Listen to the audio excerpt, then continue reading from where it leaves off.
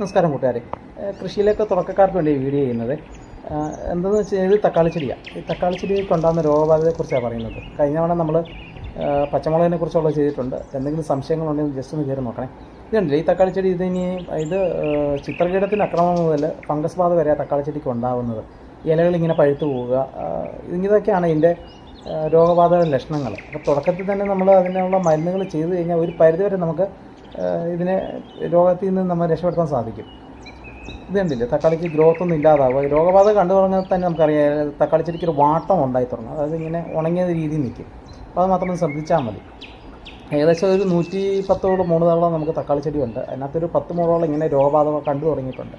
അപ്പോൾ മരുന്നും ചെയ്യാൻ നിങ്ങളെ കാണിക്കാൻ വേണ്ടി ഞാനിത് നിർത്തിയത്. ഈ തക്കാളി ചെടി പെട്ടെന്ന് നശിച്ചു പോകും. അപ്പോൾ കൃഷി സംബന്ധമായിട്ട് എന്തെങ്കിലും ഡൗട്ടോ കാര്യങ്ങളോ ഉണ്ടെങ്കിൽ നമ്മൾ ചാനൽ ഒന്ന് കമൻറ്റ് ചെയ്തേക്കണേ. പിന്നെ നമ്മുടെ ചാനൽ ഒന്ന് സപ്പോർട്ട് ചെയ്യണം. എല്ലാ ദിവസവും നമ്മൾ വീഡിയോ അപ്ലോഡ് ചെയ്യുന്നുണ്ട്. അപ്പോൾ അടുത്ത വീഡിയോ ആയിട്ട് വീണ്ടും വരാം. നന്ദി.